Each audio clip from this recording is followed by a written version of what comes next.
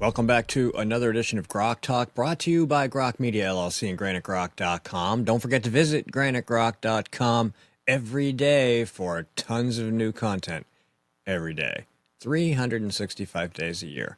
We do not take a day off.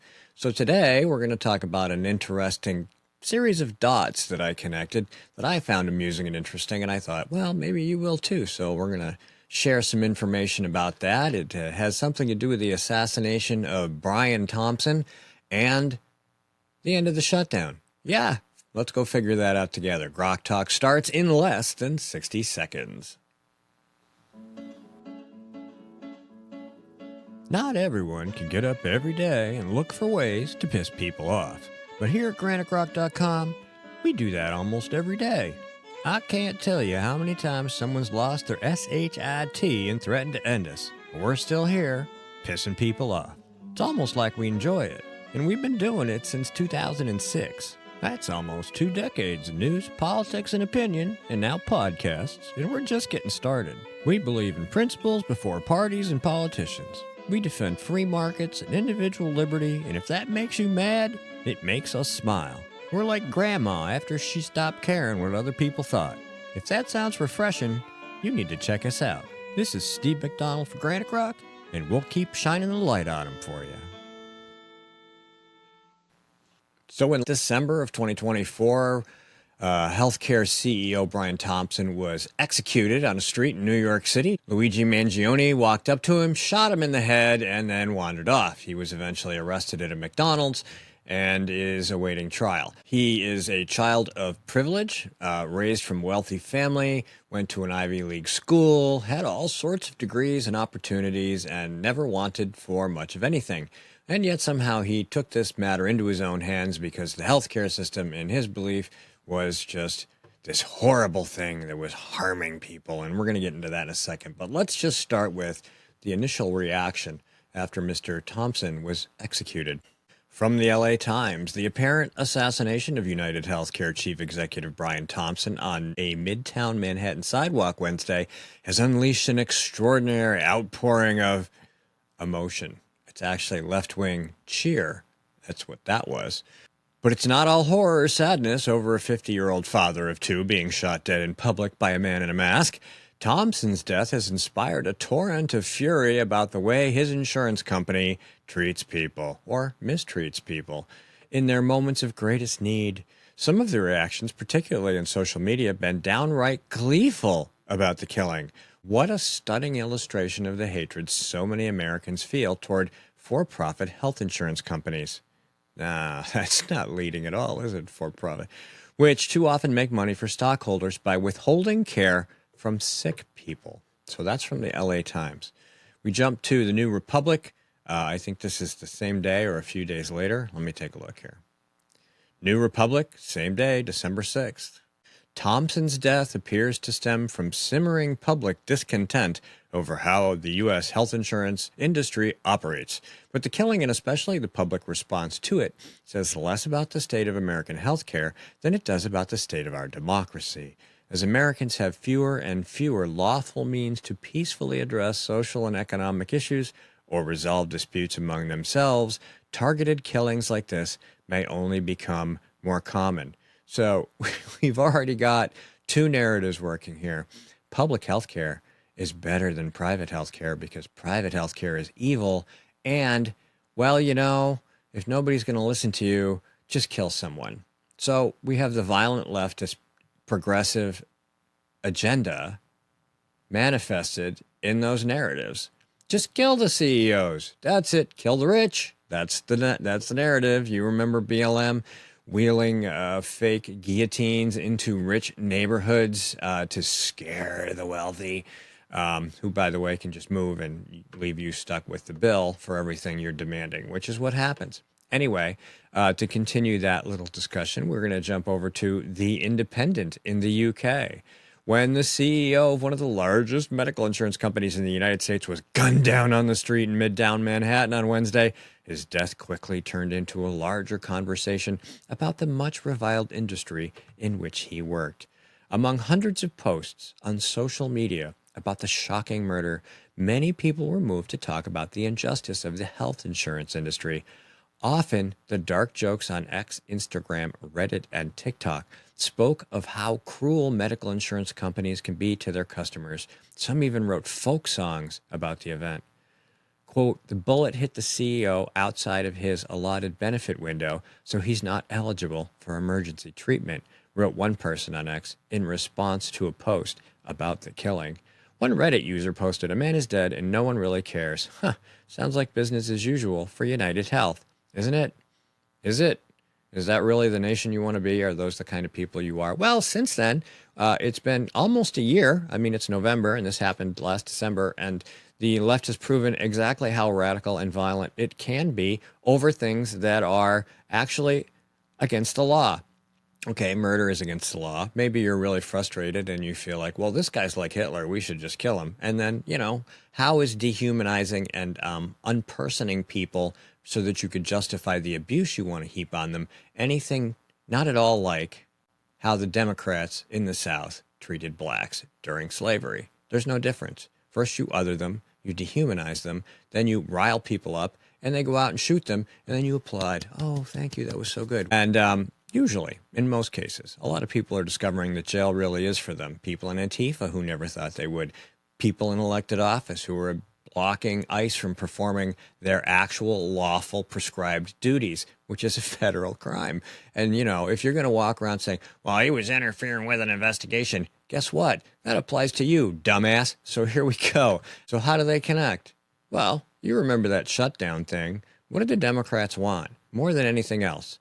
More than sending money for left-handed albino lesbian clog dancing in Burkina Faso.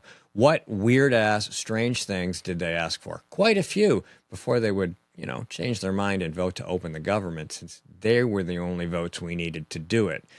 They wanted health care premiums that they called necessary, essential. They wanted Obamacare subsidies guaranteed, not the regular ones, the ones they added during COVID. They wanted Obamacare subsidies made permanent, the ones that were hiked up during COVID, not the ones we already had. So that's a fascinating need right there, especially since most of the people who were on those weren't using the plans. We were basically just shoveling tax money into insurance companies, one of which was United Health Group, which also operates as United Healthcare, which was the company that Brian Thompson was running, the guy they executed because he was getting rich at the expense of others. Democrats get lots of donations in their presidential campaigns from groups like United Health Group and United Healthcare so that they can funnel money through Obamacare into those health insurance companies. Mr. Trump nailed it on the head in the waning days of the shutdown. They wanted not to improve your health or your care or your coverage, but to shove that hike from COVID into the pockets of CEOs and stockholders in health insurance companies. From Just the News. The 42-day federal shutdown forced by Democrats thrust the economics of Obamacare into the limelight and exposed an uncomfortable truth. Mr. Trump said it. We are going to change the way this works because it's corrupt and it's dirty and it's fraudulent. An insurance industry whose executives are increasingly liberal donors has seen its earnings soar with the injection of taxpayer-funded subsidies that propped up Barack Obama's signature health program from collapse. The nation's largest insurance companies have seen good business since Obamacare passed in 2010 and fully implemented in 2014. This has come in no small part because of federal government subsidies to the insurance industry, which government estimates totaled $1.8 trillion in 2023 alone. That's 1 year. Those subsidies were greatly expanded by the Biden administration to the benefit of those insurance companies. So the Democrats were just trying to shovel money into insurance companies. And why not? Healthcare legislation was also a boon for these companies' stock prices. One study found the weighted average of health insurance stock prices has grown 1,032% from 2010. This performance has far outstripped the most popular S&P 500 exchange-traded fund, which grew 251%. So Mr. Trump comes out and says Democrats claim to be working for the little guy and driving down your health insurance, but the Obamacare scam goes great to their best friends in the insurance industry. They are making a killing while health coverage only gets worse. And that is so very, very true. In 2024, in the election, individuals associated with United Health Group, which runs United Health Care, which is what Brian Thompson ran, contributed a total of $742,000 to Kamala Harris, dwarfing the $158,000 it sent to Trump. Individuals associated with Centene, another huge insurance company that makes obscene amounts of money from you through Obamacare, donated $225,000 to Harris. Cigna sent her $265,000. So the earning projections continue to rise as long as this taxpayer-funded trough is filled. And the CEOs at these companies that wanted to make sure that the money kept flowing, they were concerned. Now let's connect some more dots. Democrats shut the government down to do what? Increase permanently that big pile of your money that was going to health insurance companies. Now, we thought it was, AOC and the far left. And, well, what if it wasn't? I mean, they may have applied some pressure, but what if it was healthcare CEOs? The one like Brian Thompson that Luigi Mangione shot that the left celebrated because they hate healthcare companies. Isn't that interesting? Not the least bit interesting that they held the entire government hostage on the prospect of laundering tax dollars through Obamacare into health insurance companies who would then give them campaign money. It's not surprising at all, actually, if we're being perfectly honest. So back to just the news. During the height of the COVID pandemic, President Joe Biden signed into law a bill that enhanced the Obamacare subsidies broadly as an emergency measure, which opened the door for such overcoverage. It also raised the qualifying income cap for the tax credits to 400% of the poverty level, or $128,000 for a family of four.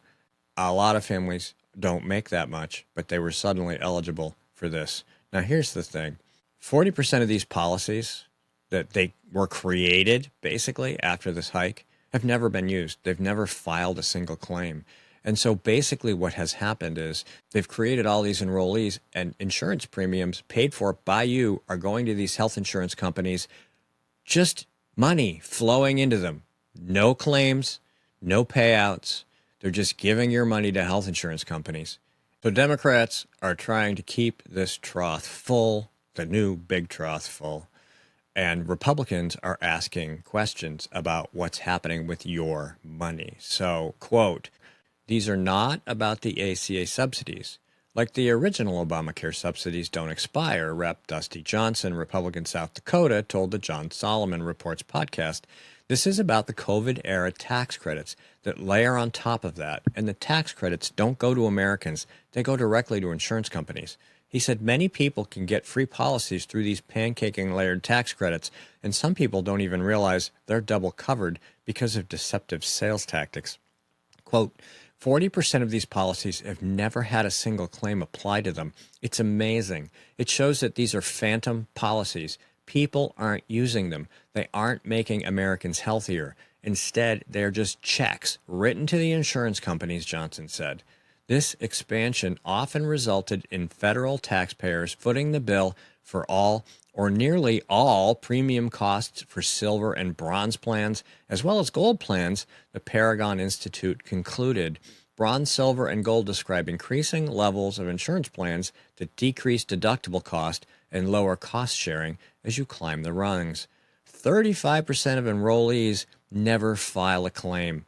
Large insurers benefit greatly from phantom enrollment as they collect billions of dollars in taxpayer funds to cover individuals who cost them nothing. That's what this is about. It has nothing to do with poor people or people who can't afford insurance or rising healthcare costs or rising insurance rates, because those things all kept going up after they passed Obamacare. Obamacare kept none of its promises. It's just like everything else Democrats do. It made Democrat politicians wealthier. It made Democrat donors wealthier. It made the evil healthcare companies that Brian Thompson was shot and killed over. And the left celebrated that. And yet, where are they on this issue? Well, it depends on how it gets marketed, how it gets sold, what the narrative is like. Well, the narrative is that Obamacare was never about health care. It was about creating a laundromat and a healthcare oligarchy that would service the needs of its Democrat masters. That's really all it was.